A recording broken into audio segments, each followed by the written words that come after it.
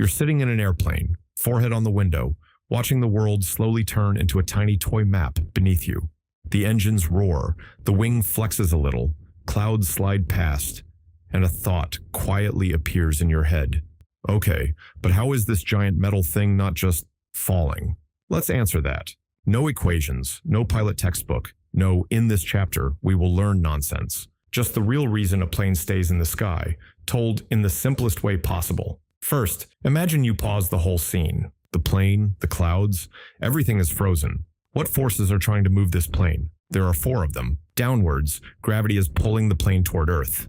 Upwards, something is pushing it up.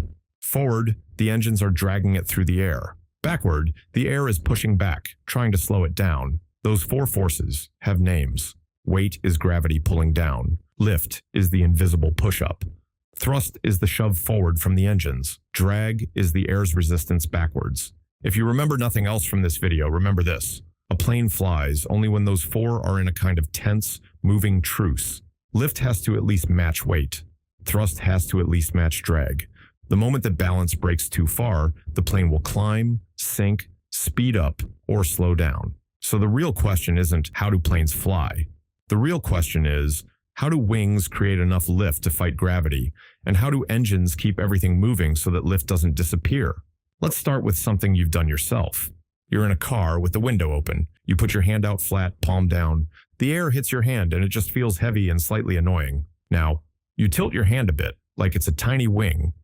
Suddenly your hand doesn't just feel heavy, it wants to rise. That little, whoa, my hand is lifting moment, that's lift. Your hand is acting like a crude airplane wing. By tilting it into the wind, you're forcing some of the air downwards, and in return, the air is pushing your hand upwards.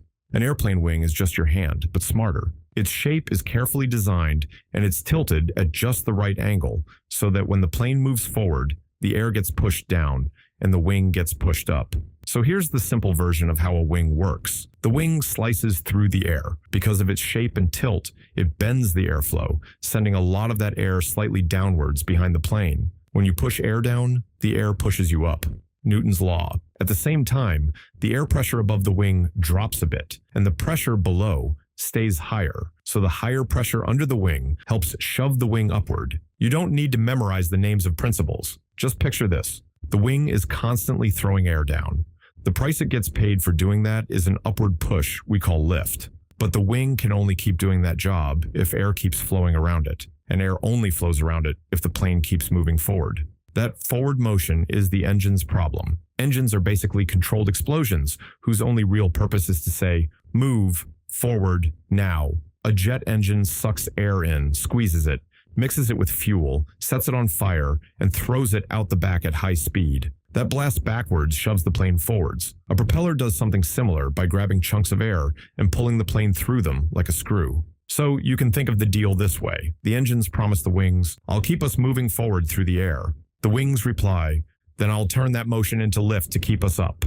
But the air doesn't just stand there and accept this. It pushes back on the plane's body, wings, and tail, trying to slow it down. That push backwards is drag, the same thing you feel if you try to run through water or ride a bike against the wind.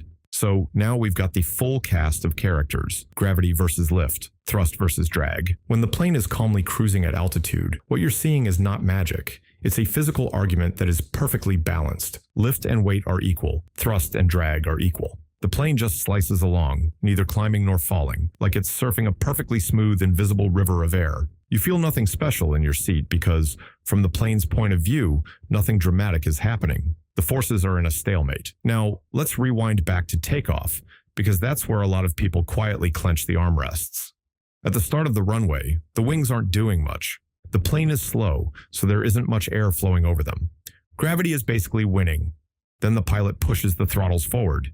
The engines wake up, thrust shoots up, the plane starts to race down the runway, and more air rams into the wings every second. The faster the plane goes, the more air the wings can throw down, and the stronger the lift becomes. At a certain speed, the takeoff speed, lift finally equals weight. The pilot gently pulls back, changing the wing's angle. The wing bites into the air a bit harder, and suddenly lift beats gravity. That's the exact moment the wheels leave the ground, and you realize you're no longer in a bus. You're on a flying machine. Once the plane climbs and levels off, the goal changes from beat gravity to negotiate with it. Lift is adjusted to match weight. Thrust is adjusted, so it just balances drag. When everything is balanced, you're in what pilots call steady, level flight. From your seat, it feels like nothing. From the plane's perspective, it's like standing in the middle of 4 people, pushing you from each side with exactly the same strength. But what happens if that balance gets messed up? Let's say the plane slows down too much, while still trying to stay in the air. Remember your hand out of the car window. If the car slows, the air hitting your hand gets weaker, and that lifting feeling fades. Same with wings. If the plane flies too slowly, or if the pilot pulls the nose too high, the wing has to tilt more and more to keep making lift.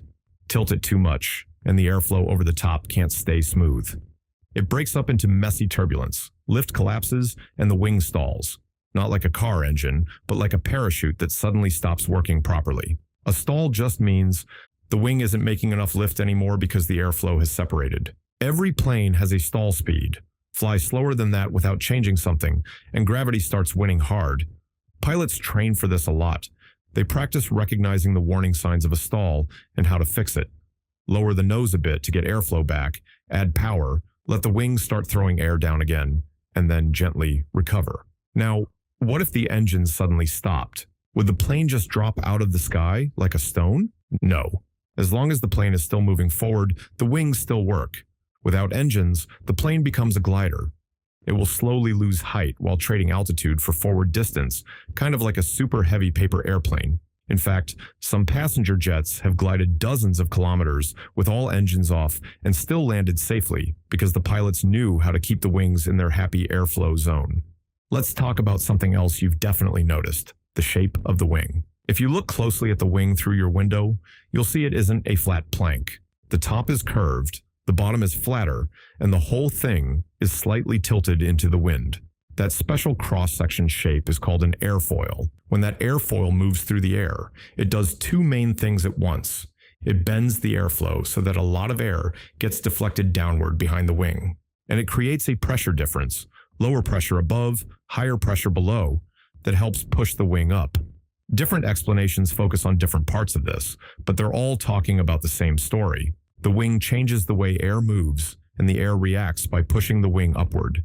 You might also have noticed that the tips of many airplane wings point slightly upward, like little ears. Those are called winglets. When a wing makes lift, swirls of air called vortices form at the tips and waste some of that hard-earned lift by stirring the air instead of pushing the plane. Winglets calm those swirls down, reducing drag and saving fuel. Now, let's jump inside the cabin again and connect this science to what your body actually feels. When the plane accelerates down the runway and you feel glued to the seat, that's thrust overpowering drag. When the nose tilts up and your stomach dips a bit, lift is being cranked up to beat gravity harder than before. When you feel the plane gently leveling, lift is being trimmed back so it just equals weight.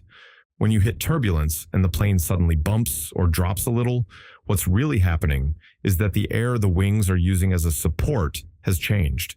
It got bumpy, faster, slower, or from a slightly different direction. For a moment, the amount of lift jumps around, and you feel those little changes as quick up and down motions. But the wings and the structure of the plane are built to handle far more than what normal turbulence ever throws at them. There's one more mystery people worry about. If planes need air to fly, how can they fly way up there where the air is so thin? Up high, the air really is thinner. There are fewer air molecules in every swipe of the wing. That means each chunk of air gives a bit less lift. To compensate, planes fly faster at those altitudes, and the wings are shaped to stay efficient in thinner air. The upside is that with thinner air, there's also less drag, so once the plane is up there, it can cruise more efficiently and use less fuel. So let's put it all in one simple story.